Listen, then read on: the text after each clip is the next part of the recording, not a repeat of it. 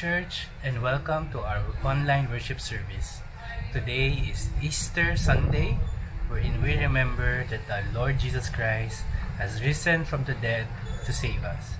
Before we start with our worship and with the hearing of the Word of God, allow me to read from you a passage of Scripture from 1 Peter chapter 1.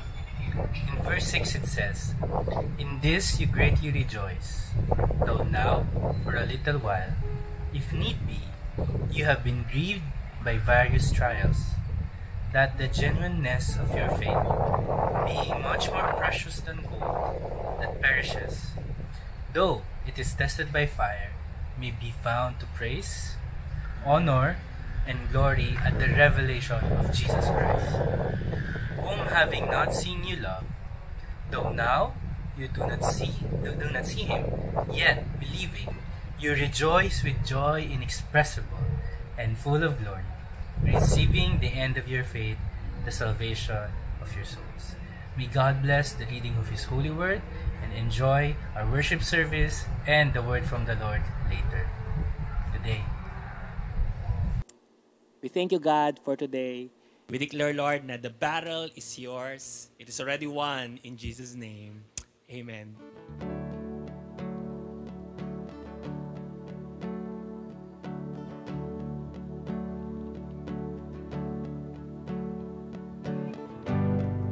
The dark tried to hide you and steal you away.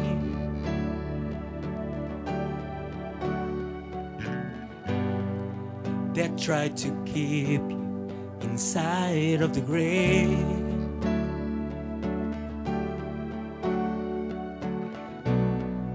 The enemy fought you, he tried but he lost. You cannot be stopped.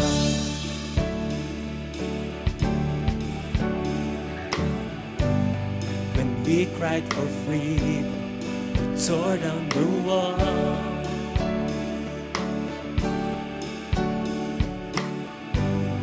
The weight of our burdens, carried it all.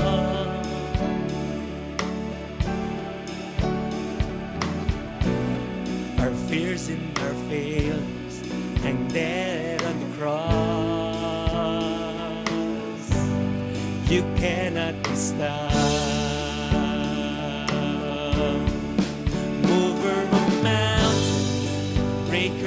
Chains, Jesus has triumphed over the grave. Sing hallelujah, the battle is won. Nothing can stand against our God.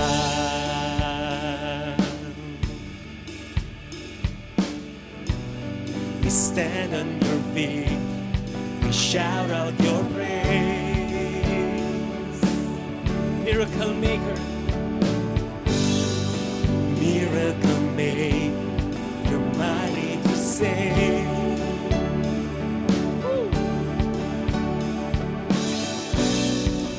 Awesome in power, relentless in love. You cannot be stopped. Mover of mountains, breaker of chains, Jesus has triumphed over the grave. Sing hallelujah, the battle is won. Nothing can stand against our mover of mountains, breaker of chains, Jesus has triumphed over the grave. Sing hallelujah, battle is won. Nothing can stand against our God. We sing again. We stand on your victory. We stand in your victory. We shout out your praise.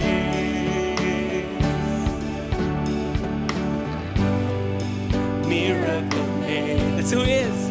Mighty to save.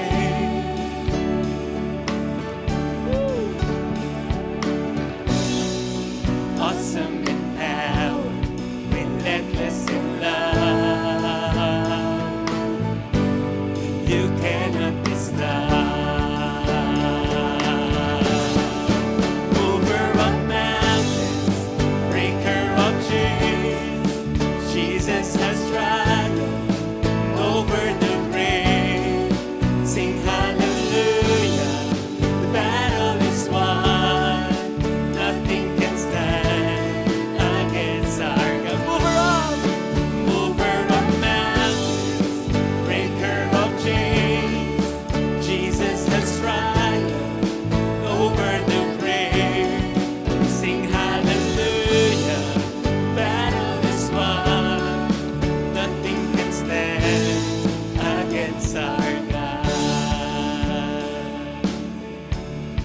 to sing this song.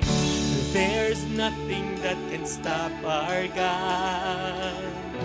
There's nothing that can stop our God.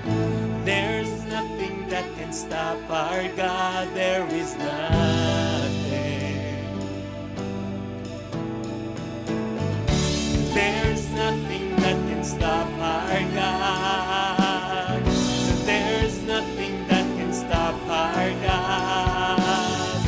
There's nothing that can stop our God. There is nothing. There is nothing. There's nothing that can stop our God. There's nothing that can stop our God. There's nothing that can stop our God. There is nothing. Over the mountain, breaker of chains, Jesus has triumphed over the grave. Sing hallelujah, the battle is won. Nothing can stand against our. Oh, sing over the mountains, over the mountains, breaker of chains. Jesus has triumphed over the grave. Sing hallelujah, battle is won. Nothing can stand against our God. Over a mountain, breaker of chains, Jesus has triumphed over the grave. Sing hallelujah, the battle is won. I love the verse. Nothing can stand Against our God. once again. Mover of mountains, breaker of chains, Jesus has triumphed over the grave. Sing hallelujah, the battle is won. Nothing can stand against our God. Sabi po dun sa awit, to sing hallelujah, the battle is won. Nothing can stand against our God. You know, paulit-ulit lang po. Can we just sing it again? Mover of mountains, breaker of chains, Jesus has triumphed and over the grave. Sing hallelujah. Sing again. The battle is won. Nothing can stand against our God.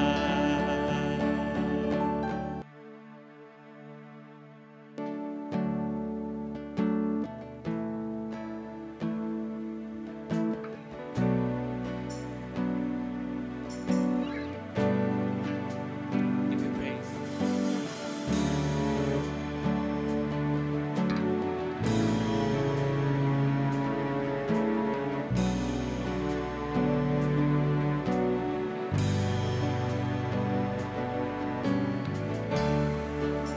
The moon and stars they wept, the morning sun was there. Savior of the world was fallen. His body on the cross, His blood poured out for us, the weight of every curse upon Him. Hallelujah, Jesus.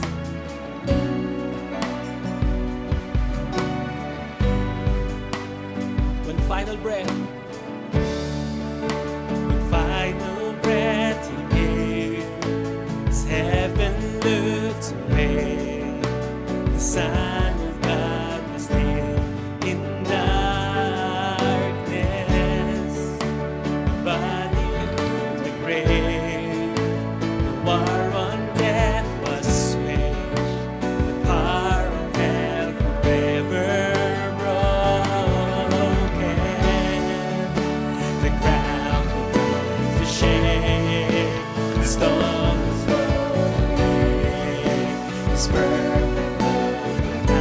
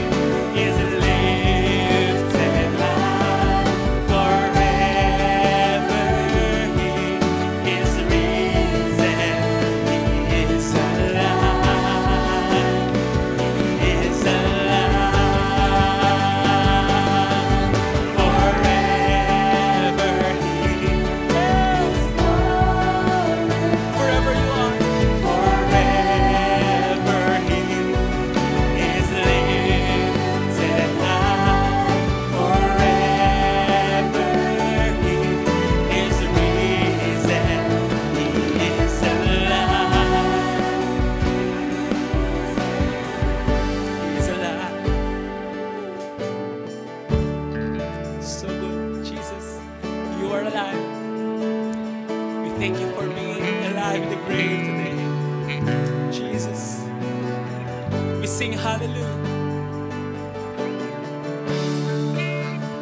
We sing hallelujah. We sing hallelujah. We sing hallelujah. Lamb was overcome.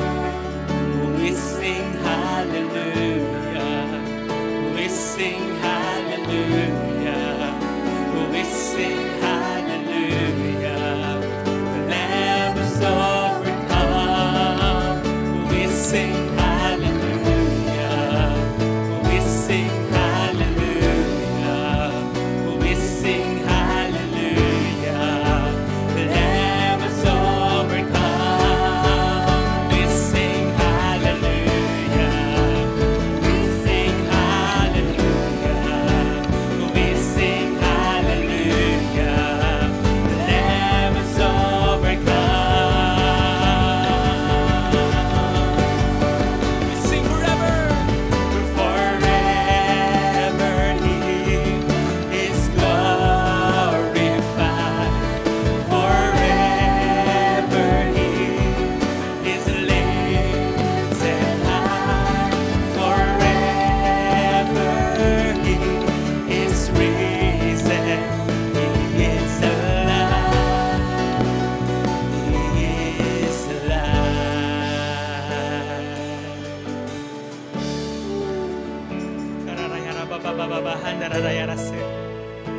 Jesus, thank you so much. Can we all lift up our hands wherever you are? Forever He is glorified. Forever He is lifted high. Forever He is risen. He is alive. He is alive.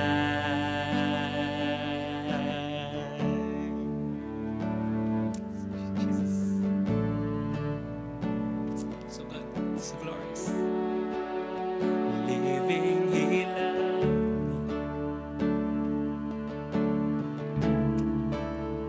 me. Buried He carried my sin far away. Rising He just freely forever. One day is coming, oh glorious day. Living in love, dying He saved. Buried He carried my sin far away.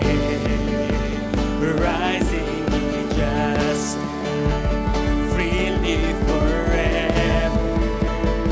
One day is coming, oh glorious day. Living in love, dying He saved. Buried He carried my sin far away.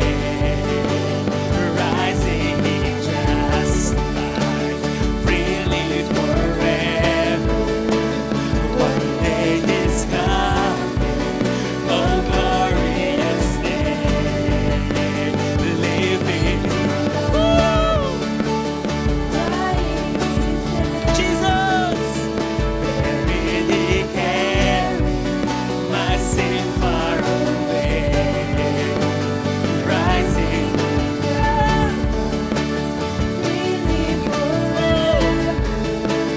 one day is coming, oh glorious day.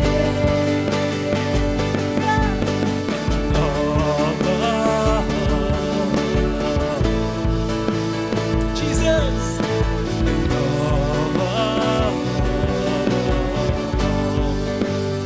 Living in love, dying He saved.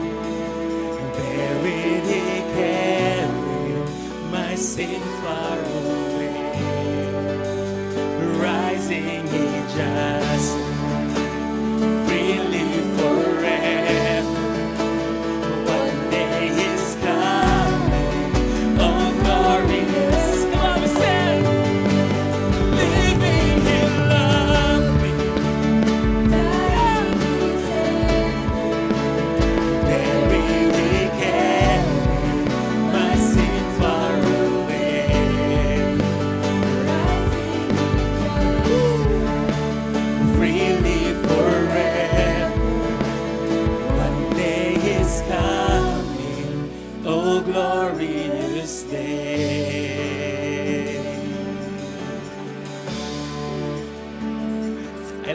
declaration, living He loved me, dying He saved.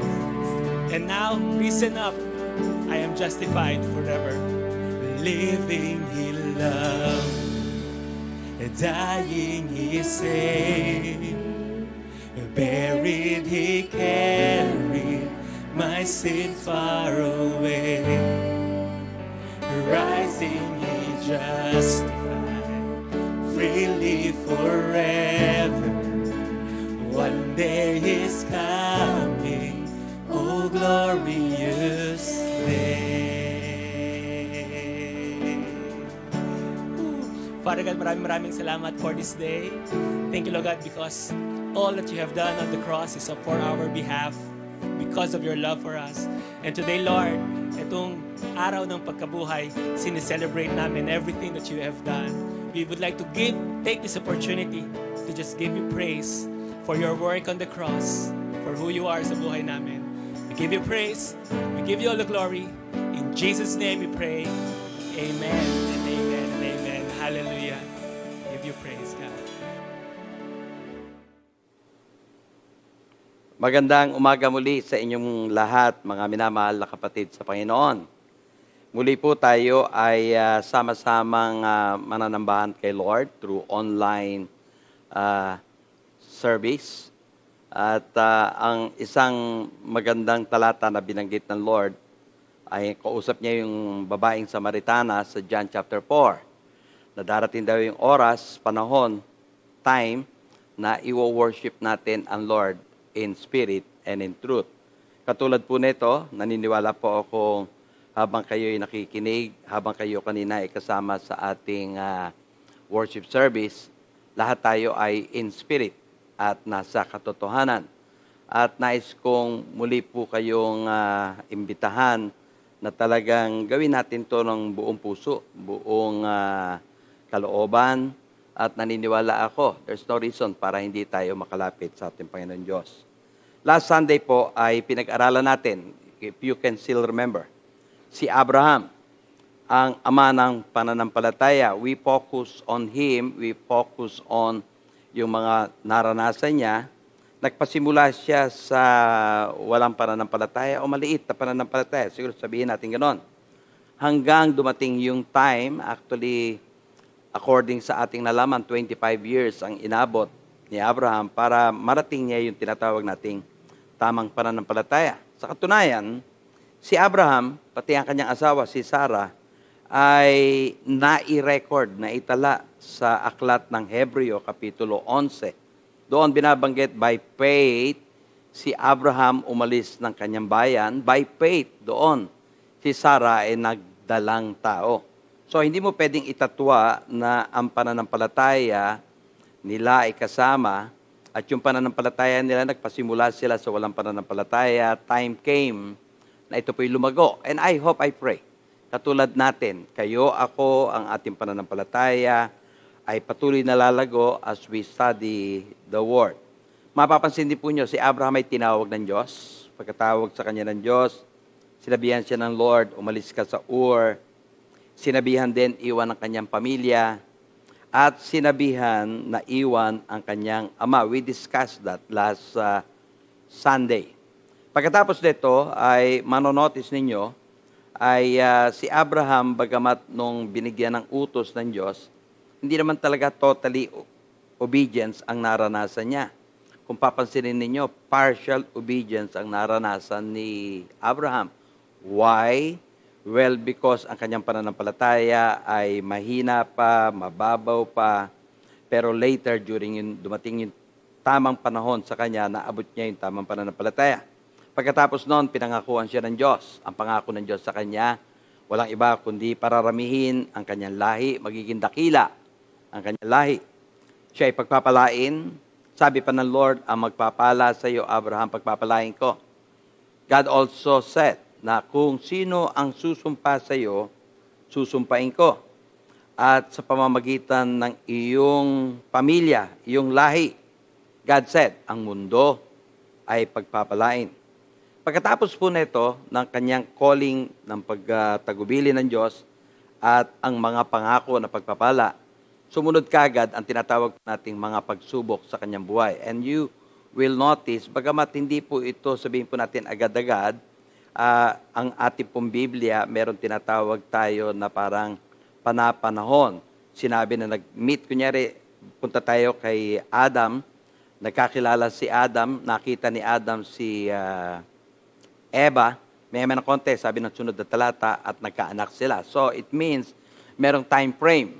Hindi naman agad-agad na sabihin natin, yun ang nangyayari, kundi it will take some time. Ngayon, sa pinag-uusapan natin patungkol kay Abraham, pag binasa nyo ang Genesis 12, mababasa nyo doon verse 10. Lalo na yung verse 10, we discussed this also, na si Abraham ay dumating sa tinatawag nating pagsubok, nagkaroon ng famine, nagkaroon ng problema. Let me use that term.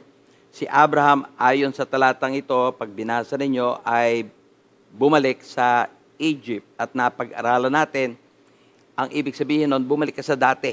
At ito yung nangyayari sa ilang mga mananampalataya. Pagkatapos mga born again, darating ang pagsubok, bumabalik sa dati. Ito yung unang nangyayari sa kanya. Pagdating sa verses 11 and 13 ng Genesis 12 din po, another pagsubok ang naranasan niya. Papasok sila ng Egypt, nakita ni Abraham ang kanyang asawa at alam niya maganda kanyang asawa, pinagsabihin niya, napakaganda mo. At pagdating natin sa Egypt, pakisabi mo sa mga tao doon, kapatid kita. Bakit ito ginawa ni Abraham? Alinsunod sa nabasa natin, natakot si Abraham, baka mamaya kunin yung asawa niya at baka mamaya siya ipapatay. Natakot siyang mamatay. Hindi lang po yun ang nangyari, kundi pagkatapos naman po sa chapter 13, binanggit sa atin ang kasaysayan na ang kanyang tauhan at tauhan ni Lot ay nag-away. Mababasa niyo ito sa 13. Pagdating po doon sa tinatawag naman natin susunod na kapitulo, ay binanggit sa atin, or chapter 15 na po pala, makikita natin, mababasa natin, binanggit sa atin doon, si Abraham, wala pa talagang pananampalataya o yung pananampalataya niya talagang maliit pa dahil ginamit niya yung salitang seeing. Wala pa siyang nakikitang anak, wala pa siyang nakikita na nangyayari sa kanya. At ang ginawa ng Panginoon Diyos, I like what God did. Dito, sabi ng Diyos sa kanya, lumabas ka sa iyong tent. Paglabas mo sa iyong tent, tumingin ka sa taas, bilangin mo ang mga bituin, at pag nabilang mo yung mga bituin, actually hindi natin kayang bilangin, sabi ng Lord, ganyan kadami ang iyong magiging anak. So God taught him by that time na ang totoong pananampalataya ay dapat nakikita mo na. Kung pinangakuan ka ng Lord ng pagpapala, nakikita mo lang dumarating. Kung pinangakuan ka ng Lord ng tinatawag nating anak, nakikita mo na meron kang anak na kalong-kalong. Iyon po yung ginawa ng Lord sa Genesis 15. Pagkatapos, next chapter, mababasa nyo, Genesis 16, ay nakausap ni Abraham si Sarah. Si Sarah naman nagmungkay kay Abraham. Ang sabi ni Sarah kay Abraham, meron siyang katulong, ang pangalan Hagar. At itong katulong kong ito, pag sinipingan mo, magkakaroon tayo ng anak. Ginawa ito ni Abraham. Nandito yung isa pa ring mali na ginawa niya. Pagkatapos, pagdating ng chapter 17, so makita niyo yung istorya ni Abraham, tuloy-tuloy. Meaning, ginagamit ba ito ng Lord para siya ay subukan? Ginagamit ba ito ng Lord para kanyang pananampalataya ay lumago? Opo. I can honestly say, yes. Kaya pwede mong ihalin tulad ang buhay mo kay Abraham na ikaw nakakilala kay Lord, maliit ang pananampalataya, mahina ang pananampalataya, pero katulad din ni Abraham, darating ka sa time na magiging matatag ang iyong pananampalataya. Okay, balik tayo sa Genesis 17. In Genesis 17, may ginawa ulit ang Lord. Pinalitan ni God ang pangalan ni Abram to Abraham. At pinaliwanag ko ito na nakaraan. Hindi lamang yon, doon nakipagtipan ang Diyos kay Abraham at doon naintindihan ni Abraham na yung kanya belongs to God at yung kay God, pag-aari din niya. And finally, siguro tatapusin ko, hindi ko na pahabain itong kasaysayang ito, natupad ang pangako ng Lord kay Abraham. At ito ang gusto kong bigyan ng pansin. Ano ba yung pangako ng Lord kay Abraham? Pararamihin kita. Ano ba yung pangako ng Lord? Ibig sabihin, bibigyan kita ng anak. Ibig sabihin, dadami lahi mo, pero bago dumami ang lahi mo, magkakaroon ka ng anak. So, I would like to focus on that. Doon sa pinangako ng Lord at natupad. Kasi pwedeng ngayon, katulad ko, katulad ng marami sa ating mga believers, ang tanong natin, paano ba matutupad yung pangako ng Lord? You're claiming God's promises, how will it come to pass? May kiniklaim ka healing, at noon kiniklaim mo to, and I will tell you, don't stop claiming. Continue believing. At darating yung time na yung ipinangako kay Abraham na matagal siya nag-antay, natupad. Yung ipinangako sa iyo ng Lord, matutupad. And I would like us to focus dito sa mga kasaysayang ito, dahil kasi hindi ko pwedeng isang tabi ang ginamit dito ng Lord, katulad ng pinag-aralan natin noon, yung pananampalataya. Maliit na pananampalataya, lumago yung kanyang pananampalataya to the point na talagang grabe ang pananampalataya ni Abraham na kaya niya ibigay yung kanyang anak. Pero ang focus natin ngayon ay ito. Nangako ang Lord noon, pararamihin kita, bibigyan kita ng anak, tapos dumating ang kanyang anak, si Isaac. And I would like us to see how it happens. Paano ito naganap?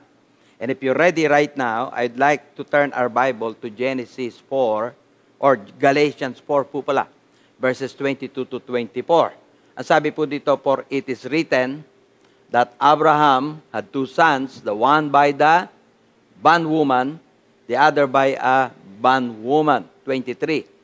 But he who was of the bondwoman was born according to the flesh, and he of the free woman through promise. At last verse 24, which things are symbolic, for these are the two covenants, the one from Mount Sinai, which gives birth to bondage, which is Hagar. Hindi ko po ito itinuloy sa 25, 26, pero gusto ko ituloy sa 28. So, basahin po natin ang Galatians 4:28 to 31. Sabi ho ng 28, now we, tayo po yan, brethren, as Isaac was, our children of promise. Take note of that. Tayo daw, katulad ni Isaac, ay children of promise.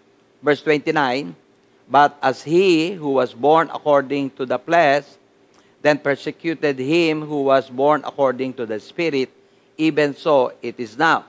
Sino ba yung born according to the flesh? Ito ho yung suggestion ni Sarah, na sipingan si Hagar, at yung magiging anak niya kay Hagar, yun po yung born according to the flesh. Pinanganak yun ayon sa plano ng tao. At ang sabi ho ng banal na kasulatan, si Isaac ay born according to the Spirit. Okay, verse 30, ang sabi po, nevertheless, what does the Scripture say?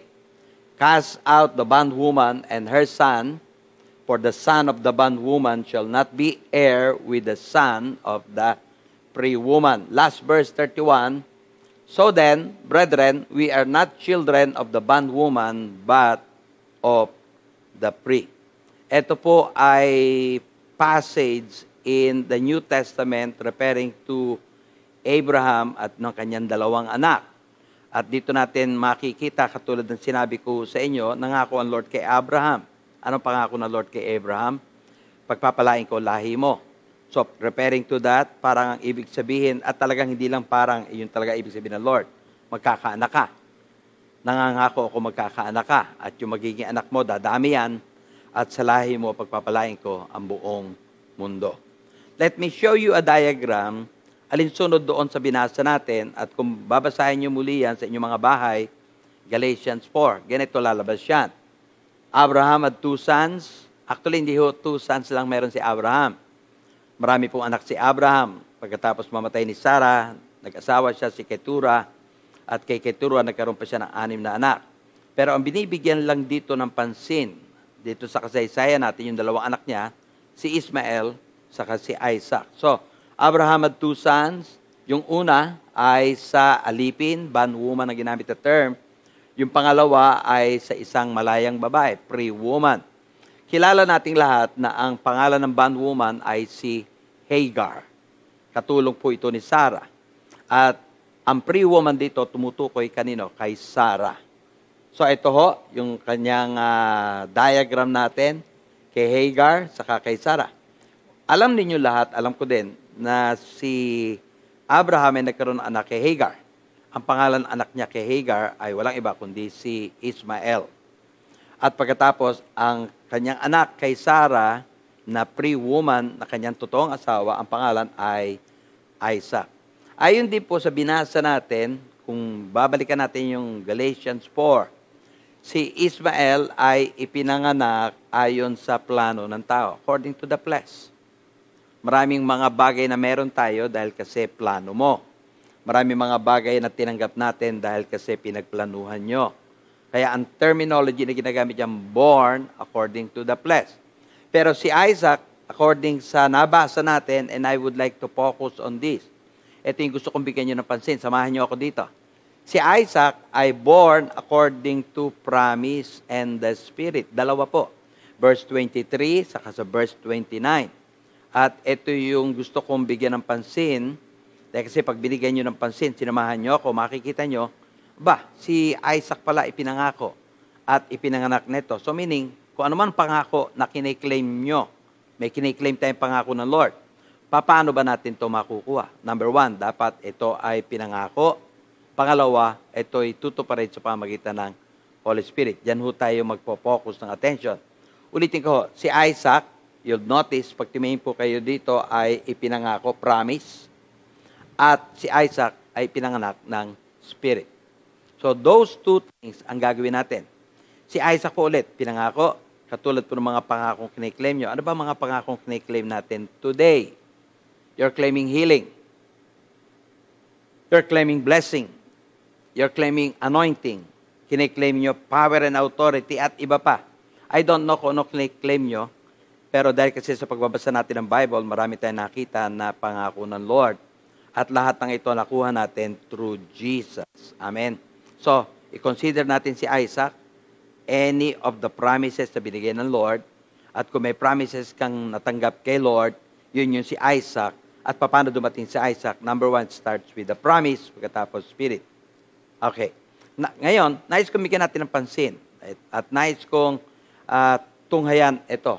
Sabi ng ating binasa, and I would like to focus on Isaac, not kay Ismael.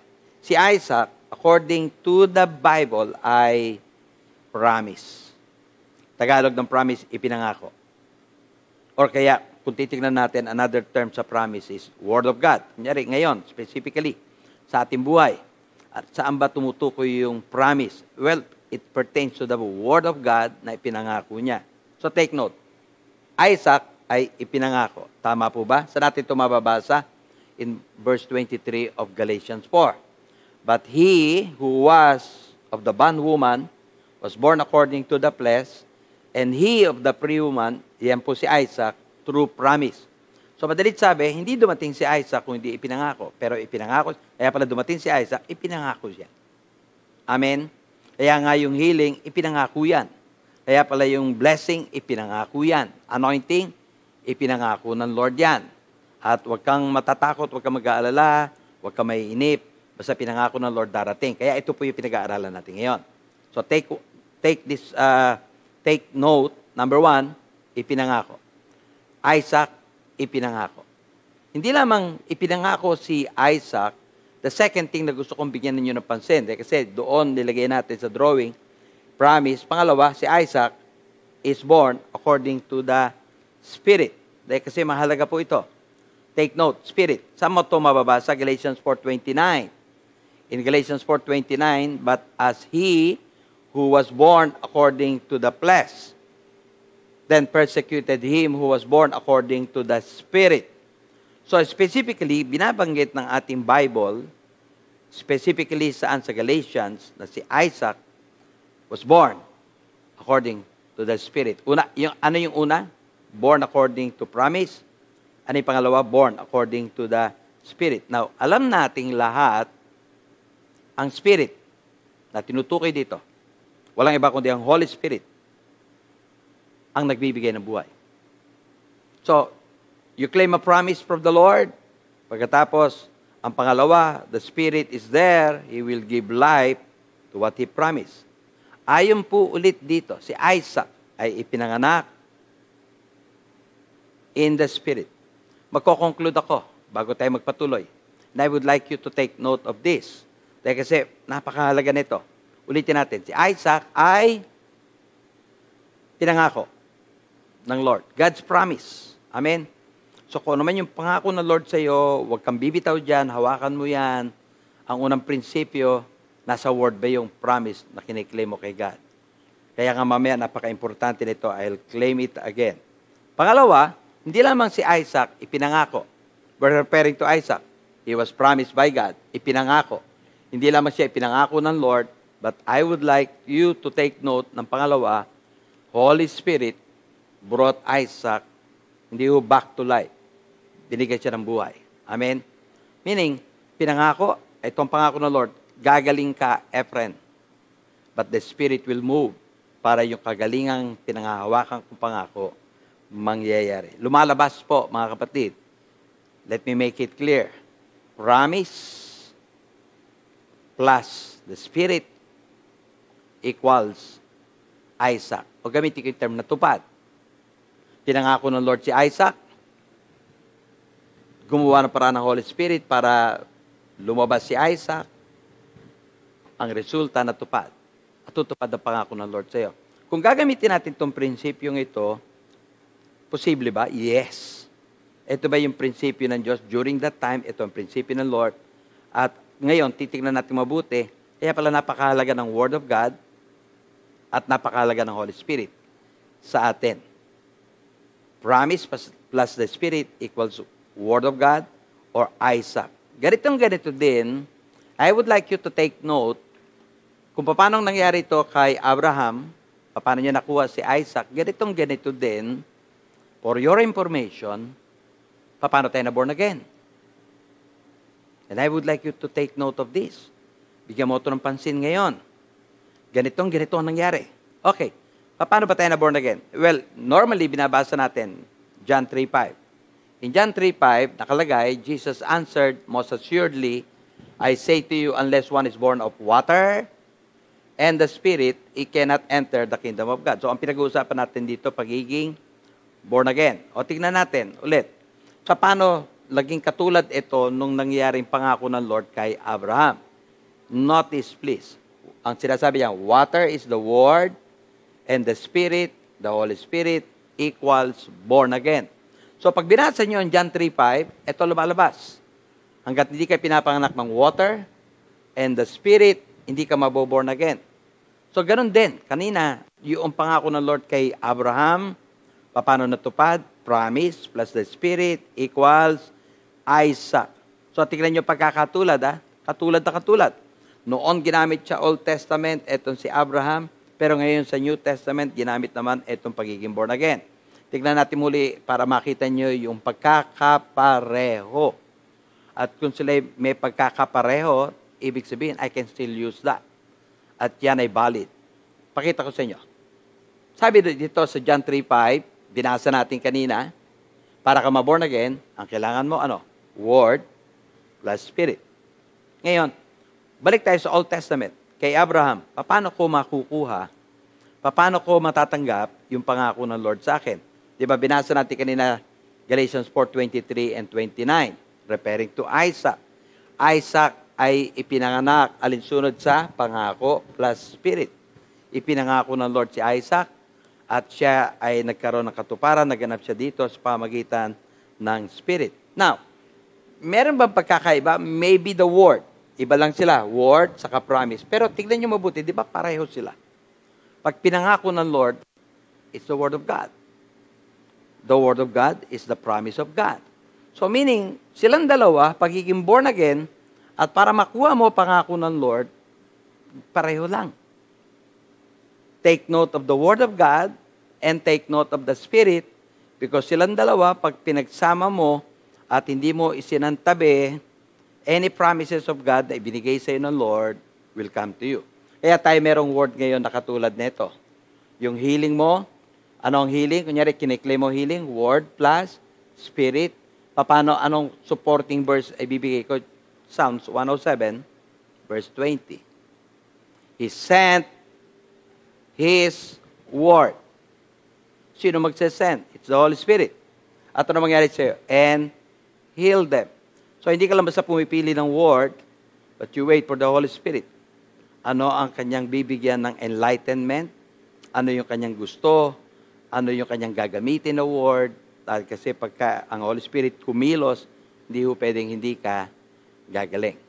This is what I would like us to focus for a while. Dahil kasi sabi ko, Ang tanong mo, tanong ko, tanong nating marami, tayong lahat, nagtatanong tayo. Tagal na natin nag-aantay, Lord, kailan ba matutupad yung pangako mo sa buhay ko? I've been a Christian for many years. I've been reading your word. Every day may quiet time. Every day meron tayong dealing. Marami ako nababasa. Nabasa ko ngayon, payayamanin mo ako. Nabasa ko bukas, pagpapalain mo ko. Nabasa ko sa susunod na mga araw, pagagalingin mo ko. Nabasa ko sa mga darating na araw, poprotektahan mo ko, and so forth. Pero naniniwala ko ang Spirit nandoon to enlighten us kung ano ang sinasabi ng Espiritu sa iyo. Now, gusto kong palawakin ito para maging maliwanag sa marami sa atin. Kayo ngayon na nakikinig, uulitin ko, babalik lang po ako. Pinakita sa atin ang kahalagahan ng Word plus Spirit. Take note, Word plus Spirit. Na nabasa natin ito saan? Nabasa natin ito, nakita natin ang kahalagahan nito sa John 3:5. Na born again ka. Can you imagine? John 3:5. Ang spirit mo patay.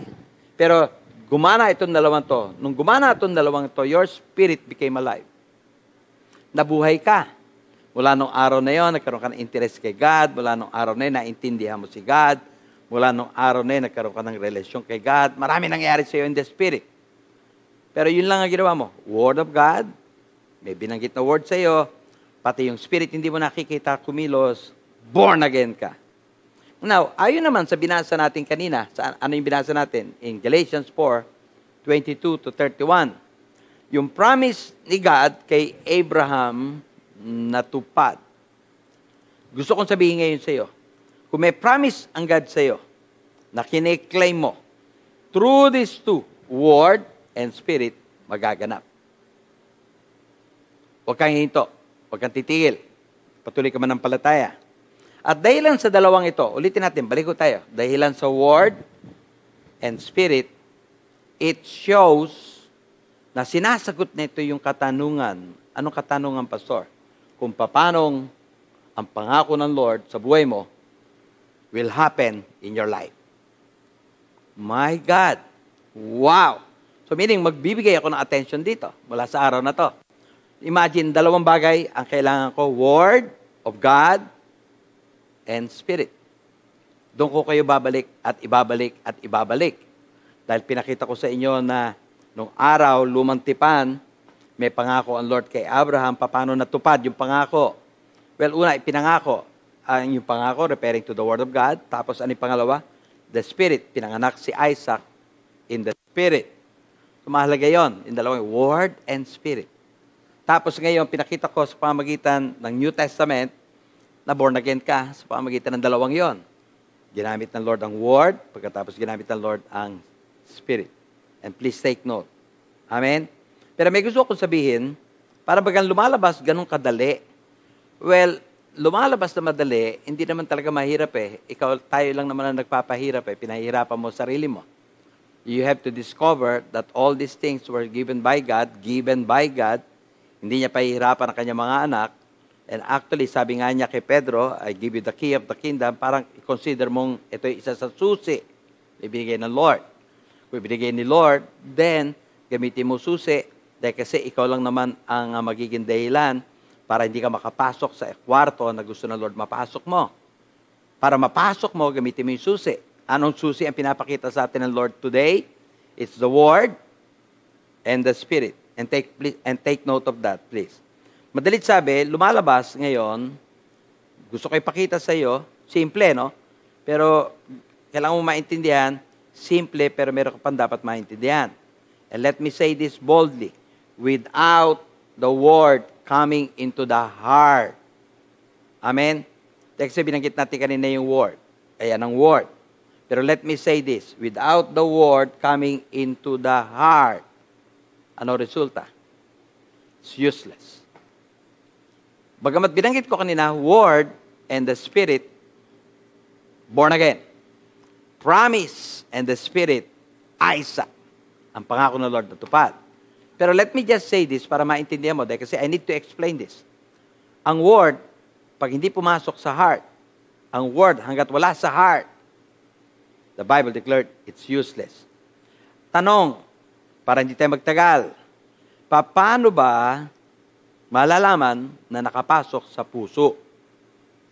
Because mahalaga yon.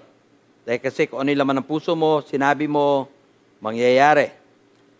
Isa sa paraan na sinasabi ng Biblia, ito'y lumalabas sa bibig. Para pumasok sa heart, lalabas sa bibig. So, ang babantayan kung mabuti ngayon, bibig. Kaya nga, ito yung mga talata na Romans 10:10, for with the heart, one believes unto righteousness, and with the mouth, confession is made unto salvation. So, yung ikinonfess ng isang tao sa bibig niya, na nanggaling sa puso niya, ang ibig sabihin, nagresulta ng kaligtasan. Pagkatapos sa Matthew 12, verse 34, how can you, being evil, speak good things? For out of the abundance of the heart, the mouth speak. Bantayan mo yung lumalabas sa bibig mo, dahil kasi kung yung lumalabas sa bibig mo, yun yung galing sa puso mo. Kaya binanggit ko nung nakaraan. And let me just remind you, madalas kasi pag may nagtatanong sa atin, ano gagawin? Di ba sabi natin nung nakaraan? Ito yung sinabi ko nung nakaraan. Have faith in God. Lumalabas sa bibig. Kaya lang, ang problema natin, nasanay lang tayo na lumalabas sa bibig yon. Pero maya't maya, pagka pinag-uusapan ng COVID, punong-puno ka ng takot, punong-puno ka ng pag-aalala, punong-puno ka ng tinatawag nating agam-agam. Meaning, yun talaga ang lumalabas, yun talaga ang nasa puso mo. Pagkamat lumalabas sa bibig mo, have faith in God, sinabi natin, nasanay lang tayo doon. Pero kung gusto mo malaman talaga laman ng puso, kung ano madalas ang sinasabi ng kanyang bibig. So yon ang dapat mong tandaan. So ang tanong, dagdagan ko pa yung tanong. Dahil kasi babantayan ko ang bibig ko, babantayan ko sinasabi ng mga tao. Dahil kasi may ako nagkikwento sila nakakatakot, yan ang laman ng puso nila. Lumalabas sa bibig nila. Para malaman ko kung talagang sila ay hindi nag-aalala, hindi natatakot, itong COVID na to. Normal matatakot. Pero kaya nga tayo may Word of God para bigyan tayo ng lakas ng loob. Pagka may tapos nag-share sa Facebook, anong sinashare sa Facebook? Mga nakakatakot. Ibig sabihin ng laman ng puso nila. Hindi yun ang tinatawag natin na sinasabi nilang have faith in God. Kaya bantayan yung mabuti kung ano ang inilalabas, sinashare, sinasabi, yun ang laman ng puso. Ngayon, ito yung isa pang tanong para maintindihan natin. Paano ba nangyayari o anong ginagawa para mag-sow sa heart? Dahil kasi ito yung importante. And the Bible also speaks about this. Dito sabi natin kanina, kung ano yung nagagaling sa puso, lalabas sa bibig. So bantayan mo yung bibig. Amen. Kung ano sinasabi. Doon mo ma-assess kung nasaan na siya. Dito naman, itong tanong na to gusto kong sagutin ngayon, paano ko ba talaga, paano ba nangyayari na nakapagtatanim? Nagbabasa ka ng Bible, nakikinig ka. How can I be sure na talagang yung lumalabas sa, yung word na nadinig mo, matanim sa heart mo? And this is the process. Sabi ko nga kanina, pakinggan mo. Pero ito, tingnan mo yung process. Basahin natin ang Matthew 13, 18 to 19. Therefore, hear the parable of the sower. When anyone hears the word of the kingdom and does not understand it, then the wicked one comes and snatches away what was sown in his heart. This is he who received seed by the wayside. Napakahalaga kung word na nadinig mo ay papasok sa puso. Take note. Dahil kasi, katulad nga sinasabi ko sa inyo, kunyari, kung talagang ikaw ay may faith, ang magiging problema mo, baka laging bukang bibig mo lang, pero kunyari, walang nagtatanong sa iyo, tapos ordinarily, araw-araw, ano yung sinasabi ng bibig mo? Kung maya't-maya sinasabi ng bibig mo ay, natatakot ako, kapatid, wala ka pang faith talaga. Maya't-maya sasabihin mo, paano kung ito'y lumala, kung ano ito'y may mangyaring hindi maganda, yun ang lumalabas sa bibig mo. Ngayon, paano mo ba maitatanim sa iyong puso ang word? Okay. Ayon dito, ang sabi ng banal na kasulatan, I'll give you the process. Number 1, you need to hear. Hear what? Ano papakinggan ko, Pastor? Well, ang sabi dito, hear the parable of the sower. At kung talagang gusto mong maintindihan kung ano yung dapat mong madinig, hear the word of the kingdom. Makinig. Amen? Pagkatapos, ano gagawin ko? Pagkatapos kong makinig. Take note, itong pakikinig, maraming binabanggit dito dahil kasi habang nakikinig ka, baka hindi ka talaga nakikinig. You're missing the point. You're missing yung tinatawag natin gustong gawin ng Lord. So ngayon, kung makikinig ka, get rid of any disturbances, just listen and hear the word. Kung meron ka anak, well, pabantayan mo muna. Kung meron ka niluluto, itigil mo muna. Kung meron ka ibang inaasikaso, na minsan napupunta ang isip mo sa maraming bagay, na please, I advise you to hear the word. Pag may dumating na tao na sa church ka, huwag sila papansinin muna. Huwag mo kakausapin yung katabi mo, sabi mo, ay, si Aaron dumating, ay, ito yung suot. Hanggat mare, huwag. Because diyan pa lang makikita mo paano effective ang demonyo para makuha attention mo. And if you really want to get the message of the Lord, sabi nga dito, hear the word. Pagkatapos mo nadidinig ang word, your job is to understand it. Unawain mo. Actually, binabanggit ko to, may negative na nangyari dito, pinapasok ko lang ang positive. Dahil kasi pag hindi ka nakikinig ng word at hindi mo naunawaan, ano mangyari? Darating ang wicked one, referring to Satan, referring to the enemy, at yung matatanim sa heart mo, nanakawin niya. Pero kukunin ko yung positive, bibigay ko yung positive. Ano mangyari? Pag nakikinig ka ng word, naunawaan mo, ano magiging resulta? Sown in his heart. Ganon kasimple. Lord, ganon kasimple? Yes, ganon kasimple. So, meaning, ang gagawin mo, pag nasa church ka, pagka magme-message na, listen, hear the word. Paano kunyari may mga dumarating na nagkataong may late, nagkataong may magulong bata, nagkataon na mayroong pupunta sa CR, no, don't mind them. Let them do yung kanilang dapat gawin.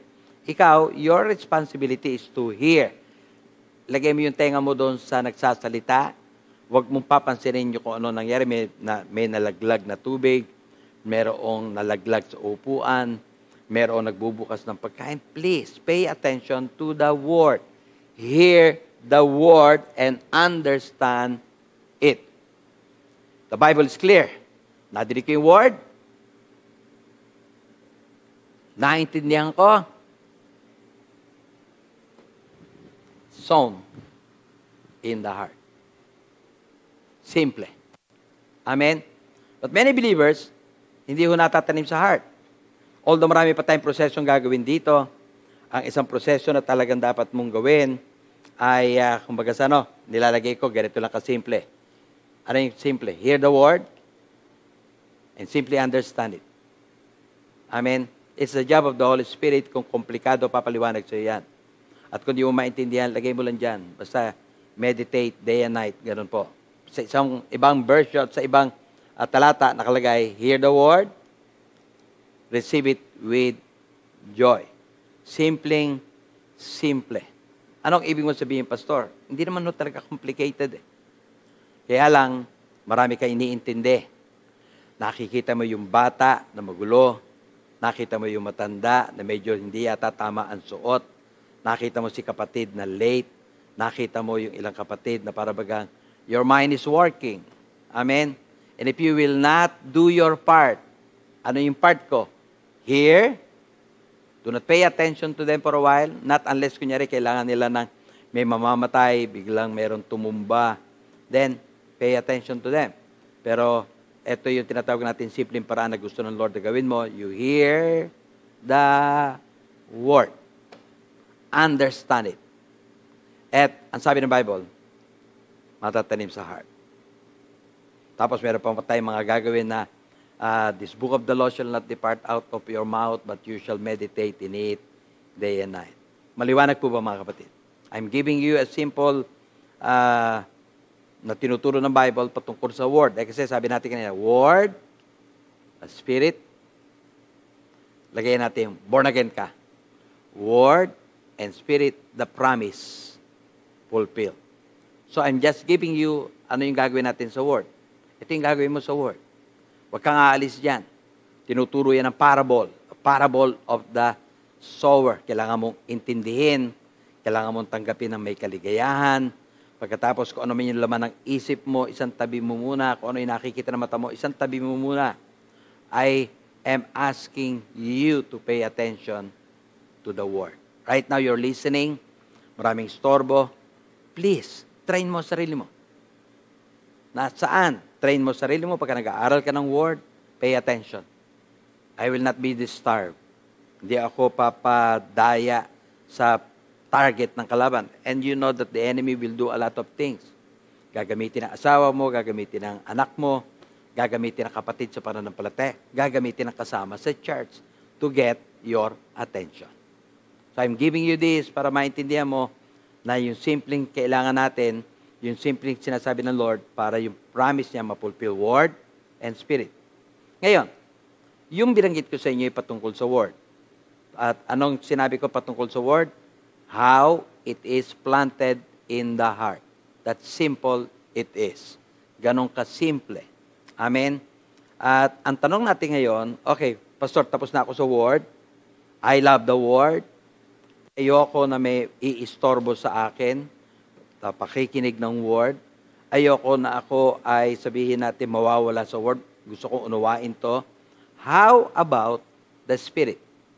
Again, simple din ang gagawin ko. Dahil kasi tapos na tayo sa Word, now let me go to the Spirit. Ang alam ko, number one, and please take note of this, hindi tayo sanay in the Spirit. Let me, again, mention that. Hindi ka sanay in the Spirit. Hindi ito bahagi ng buhay mo. Mula na pinanganak tayo dito, hanggang sa time na tayo nakakilala kay Lord, at kahit nakakilala na tayo kay Lord, ikaw, pati ako, ay nabubuhay in the flesh. Kaya nga, ang Bible natin, merong sinabi. Ano sabi ng Bible? Una sa lahat, ito sabi niya, walk in the Spirit. It's found in Galatians 5 verse 14. I say then, walk in the Spirit, and you shall not fulfill the lust of the flesh. Sinabi niya, lumakad ka sa Espiritu. Hindi lang niya sinabi lumakad sa Espiritu. Dahil kasi again, hindi ho tayo sanay dito. Ang sabi pa sa atin, live in the Spirit. Galatians 5:25. If we live in the Spirit, let us also walk in the Spirit. Ulitin ko ulit. You need to know this. You need to understand this. Hindi ka sanay dyan. Pero kailangan magsanay ka. Pastor, ano sabi mo? Hindi ka sanay. Hindi tayo sanay. But we need, sabihin natin, na magsanay. Kailangan pala sanayin ko sarili ko in the Spirit. Dahil kasi there will be moments in your life na talagang kailangan mo i-practice ito. Bigla, accidentally, mabilisan, kailangan ka mag-decide. Gana isip mo. So ano gumagana? Hindi Spirit. Gumagana flesh mo. Meron ka kailangan decision, kailangan ka mag-decide agad-agad. I can honestly tell you, gumagana kagad ang flesh mo, hindi Spirit. Hindi tayo sanay na ang pinapagana ay Spirit. So what I will suggest is this. Please, please, please, you need to believe the following things. You need to know them and understand them. And you need to be conscious. Dahil kasi all your life, all our life, na binuhay din sa lupa, conscious ka tungkol sa sarili mo. Conscious tayo dyan. Conscious ka tungkol doon sa pride mo, sa iniisip mo, sa nararanasan mo. We're always conscious. Kaya hindi tayo sanay in the Spirit. What if ibaling natin to in the Spirit ka, at kailangan, sa mga sasabihin ko ngayon, ito yung mga bagay na dapat mong itanim sa isip mo at dapat mong paniwalaan ng puso mo. It may take some time but may magiging resulta if you will practice. Pwede bang i-practice ang mga bagay in the... Opo, pwede po talaga. Hindi po pwedeng hindi. Number one, ito yung mga dapat kong malaman. Ulitin ko ito yung dapat mong malaman, dapat mong paniwalaan, dapat mong maintindihan at dapat kang maging conscious. At ulitin ko yung sinabi ko ulit kanina. Hindi tayo sanay dito. So anong gagawin natin? Kailangan tayo magsanay. Until that time dumating, nasanay ka na dito. Kailangan mo talaga i-practice ito until such time na sanay ka na dito. Sanay ka matulog ng ganitong oras, mahirap ka matulog ng ibang oras, dahil kasi nasanay ka sa ganyang oras. Pero pag sinanay mo ang sarili mo, masasanay din naman. Ito ang ibig ko sabihin. Sanay ka in the flesh, what if ipapractice mo in the spirit, masasanay ka din. Until the time na dumating ka dito. Pero una muna sa lahat, ito ang dapat. Kailangan paniwalaan mo na pagkatapos mo born again, tinanggap mo si Christ, you have the life of Christ, you're now the temple of the Holy Spirit. You really have to believe this. Hindi ka man siguro sabihin natin aware dito, but you have to start believing this. Kailangan mo itong maunuan, kailangan mo itong maintindihan, at kailangan mo itong i-practice. Sama-sama ulat yan. Saan ako magsisimula? Born again ka? Now you are the temple of the Spirit. You have to know that by heart. You need to believe that by heart. You need to declare that by heart. I am the temple of the Holy Spirit. Until dumating yung time na talagang embedded na yan, nasa loob na yan. Wala nang pwedeng magsabi sa iyo na hindi ka temple.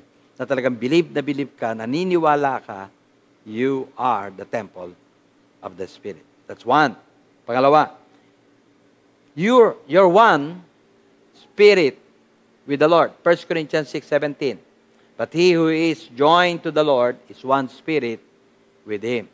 Paniwalaan mo na ang spirit na naborn again sa iyo, pati Holy Spirit, now are one. Yung spirit niya, spirit mo. Yung spirit mo, spirit niya. Parang katulad ng ikaw na kay Kristo, si Kristo na sa iyo, isa na kayo. Ganon din ang spirit. Kailangan itong paniwalaan mo. Kailangan itong unawain mo. Kailangan itong i-declare mo. Kailangan itong conscious ka araw-araw. Kundi lamang yung temple ka ng Holy Spirit ang papaniwalaan mo at magiging conscious ka, papaniwalaan at magiging conscious ka ang Spirit, saka ikaw iisa. Amen? Pangatlo, paniwalaan mo to. Wala ka na sa flesh. Ikaw ay nasa Spirit na. Romans 8:9, but you are not in the flesh, but in the Spirit, if indeed the Spirit of God dwells in you. Now, if anyone does not have the Spirit of Christ, he is not His. Last but not the least, ito lang pwede ko i-suggest. Ayokong pahabain about the Spirit. You need to know, you need to understand, you need to believe that mindset on the Spirit lives in the Spirit. Kasi magiging tanong mo, paano ko malalaman in the Spirit ako? Pinaniwalaan ko in the Spirit ako. Please do that. Kasi yun nakalagay sa Bible. Pero paano ko talaga malalaman in the Spirit ako? Kung yung isip mo ay nakapokus sa mga bagay na maka-Diyos. Ang sabi nga dito sa banal na kasulatan, for those who live according to the flesh, ano sabi? Set their minds on the things of the flesh. But those who live according to the Spirit, saan nakaset ang isip? The things of the Spirit. So the Bible is the book of God. At yung mga bagay na pinapagawa niya dito are the things of God. At doon ka nakapokus, hindi ka nakapokus sa mundo, hindi ka nakapokus sa pangangailangan mo, hindi ka nakapokus sa karamdaman mo, nakapokus ka doon sa mga sinasabi ni Lord. My Bible, your Bible tells you, you're in the Spirit. And you just have to believe you are in the Spirit. Ito po yung pangatlo.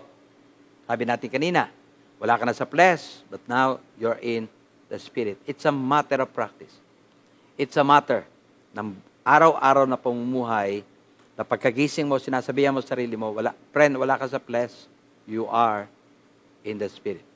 And I really believe, mga kapatid, mararanasan mo in your daily life, in your journey in this life, na parati kang in the Spirit. At pagsamahin mo ulit yung kanina, the Word and the Spirit, mapapansin mo, parang simple-simple, natutupad kung ano man yung kiniklaim mo sa buhay na to. Kung ikaw man ay may sakit, nararanasan mo, gumagaling ka. Kung may problema, parang andali, yung problema mo, nasasagot. Ngayon may COVID, nararanasan mo yung pangako ng Lord. You're covered by the blood, maraming angel ng Lord nakasurround sa iyo. Una sa lahat, hindi ka natatakot. Pangalawa, hindi ka lang sa hindi natatakot. Nararanasan mo, hindi mo nakikita. Iniingatan ka ng Panginoon. Mga kapatid, ito yung paraan na tinuturo ng Lord sa atin. Binigay sa atin si Abraham. Binigay din sa atin yung pagiging born again. Simple, pero ginagamit pa rin ng Lord. Word of God plus the Spirit. Ang magiging resulta. Well, I can even add miracles in your life. Lapit po tayo kay Lord. Pasalamatan natin siya this morning for this word na binigay niya sa atin. At naniniwala ako, that will be very strong sa iyong life. Dear Heavenly Father, muli po, papasalamat kami sa magandang umagang ito na binigay mo sa amin. Pinakita mo sa amin ang kahalagahan ng salita mo or promise mo, word of promise, Lord, pati ng Spirit. At nagpapasalamat kami, Lord, because di pala namin dapat ito problemahin. Simple lang ang ginagawa mo. Sa simpleng pinapagawa mo, I believe, Lord, pumapasok ang kalaban, iniistorbo kami, at ayaw ng kalaban na magawa namin yung mga bagay na tinuro mo sa amin na magawa namin. And dear Heavenly Father, I commit to you sa lahat ng mga tao na nakikinig, sa lahat ng tao, Father God, right now, na nakita nila ang kahalagahan ng Word, pati Spirit. Bless them. Continue to empower them. Continue to be with them. At salamat sa magandang umagang ito. Salamat, Lord, sa Word mo. Salamat kay Abraham, pinakita sa amin paano natupad sa kanya yung pinangako mo. Salamat, Lord, sa John 3, pinakita mo sa amin paano kami na born again. Salamat. Salamat. Salamat. Sa pangalan ni Jesus. Amen. That was a wonderful word from the Lord, and I hope that you have been blessed. Before we end, I would like to pray for each one of you and for your families as well. If you can, raise your hands and close your eyes, and we will pray.